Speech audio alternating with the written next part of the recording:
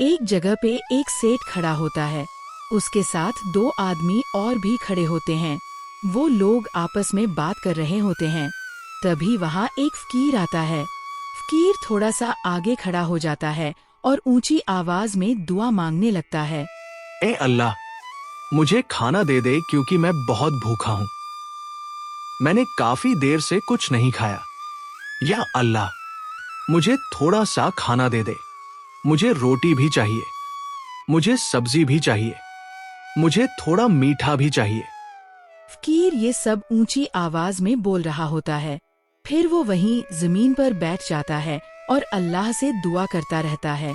उधर जो सेठ खड़ा होता है वो फकीर को देखकर अपने साथ खड़े आदमियों से बात करता है। ये फकीर जानबूझकर ऊंची आवाज में मांग रहा है ताकि मैं सुन लूं और उसे कुछ दे दूं। अगर ये मेरे पास आकर सीधे मुझसे मांगता तो शायद मैं इसे कुछ पैसे दे देता ताकि ये कहीं से खाना खरीद कर खा लेता।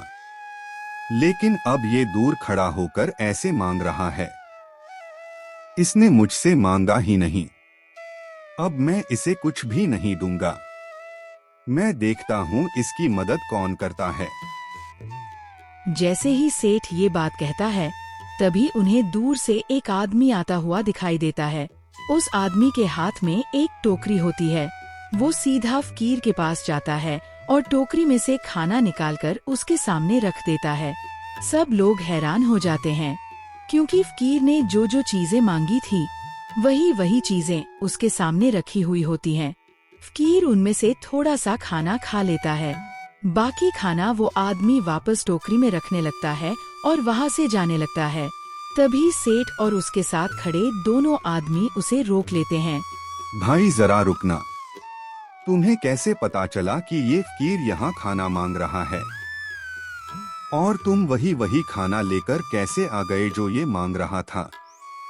भाई, मैं एक मजदूर आदमी हूँ। मैं मजदूरी करता हूँ। काफी दिनों से मुझे कोई काम नहीं मिल रहा था, लेकिन आज अचानक मुझे काम मिल गया और मजदूरी भी मुझे ज्यादा मिल गई। मालिक शायद खुश था, इसलिए उसने मुझे ज्यादा पैसे दे दिए। जब मैं घर आया तो मेरे बच्चे कई दिनों से इस खाने की जिद कर रहे थे, तो मैं बाजार गया और ये सब चीजें खरीद कर घर ले आया। मैंने अपनी बीवी से कहा कि ये खाना बना लो। वो खाना बनाने लगी और मैं थोड़ा लेट गया। जैसे ही मैं लेटा मुझे नींद आ गई और मैंने ख्वाब में देखा कि हमारे प्यारे आका हजरत मोहम्मद सल्लल्लाहु अलैहि वसल्लम मेरे पास आए और उन्होंने फरमाया, ये दरवेश तुम्हारी मस्जिद में आया हुआ है, जाओ और इसे खाना खिलाओ।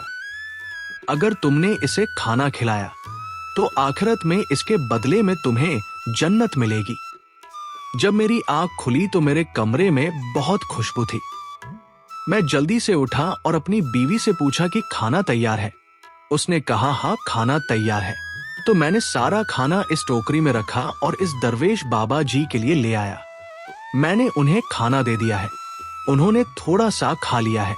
अब बाकी खाना मैं वापस ले जा रहा हूँ ताकि अपने बच्चों को भी खिला सकूं और खुद भी खा सकूं।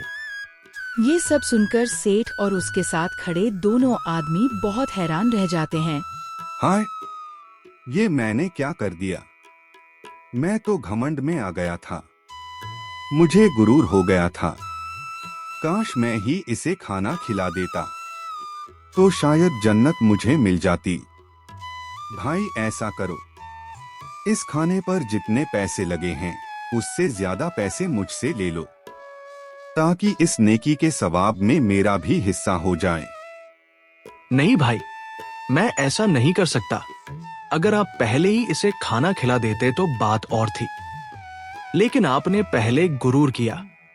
अब मैं इसे खाना खिला चुका हूं और मैं इस नेकी के बदले पैसे नहीं ले सकता।